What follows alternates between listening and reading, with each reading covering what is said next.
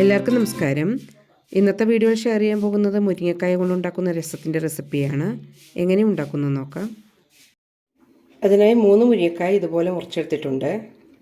പിന്നെ ആവശ്യമുള്ളത് 4 തക്കാളിയും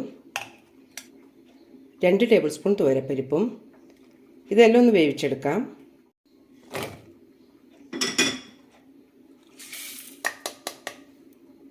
ആദ്യം ഇതൊന്ന് കഴുകിയെടുക്കാം. നന്നായി കഴുകിയതിന് ശേഷം 3 കപ്പ് വെള്ളം ഒഴിച്ചിട്ടുണ്ട്. ഇനി ഇതിലേക്ക് തക്കാളി കൂടി മുറിച്ചിടാം.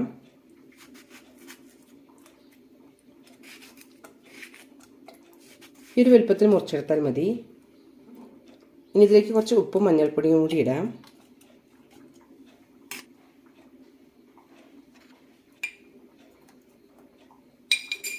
അഞ്ച് വിസിലിന് വേവിച്ചെടുക്കാം.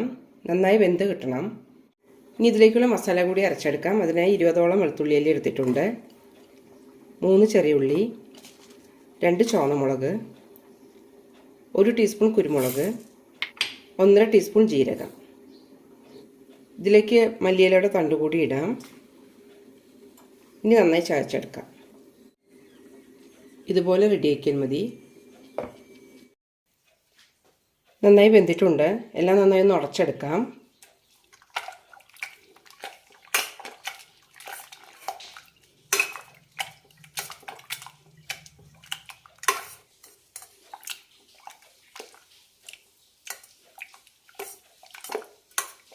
ഇനി ഇതൊന്ന് അരിച്ചെടുക്കാം.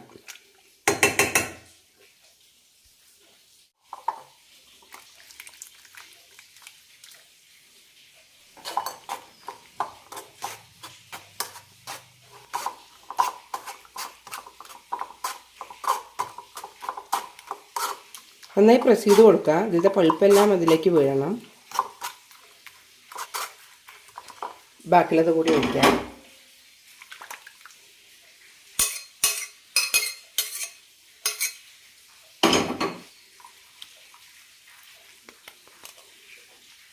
ഇത്രയും മതി.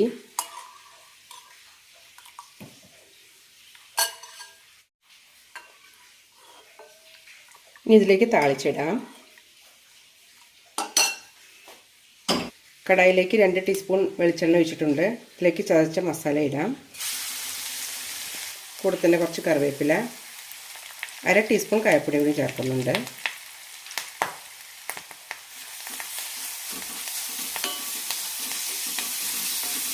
ഈ മസാല നന്നായി റോസ്റ്റായി കിട്ടണം.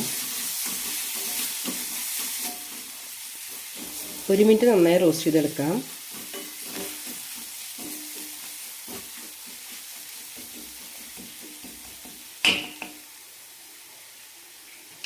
ഇത്രയും മതി. ഇനി ഇതിലേക്ക് രസം ഉണ്ടാക്കിയത് ഒഴിക്കാം. എല്ലാം ഒഴിക്കണമെന്നില്ല, കുറച്ച് ഒഴിച്ചൊന്ന് തിളപ്പിച്ചെടുക്കാം.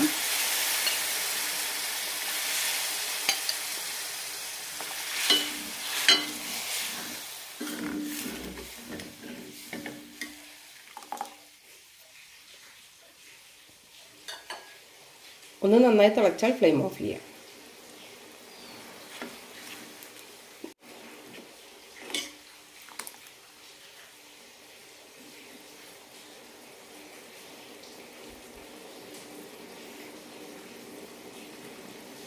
ഇത്രയും മതി.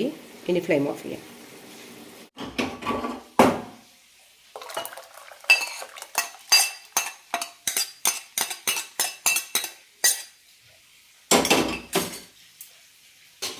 ഇതിലേക്ക് കുറച്ച് മല്ലിയില കൂടി ഇടാം.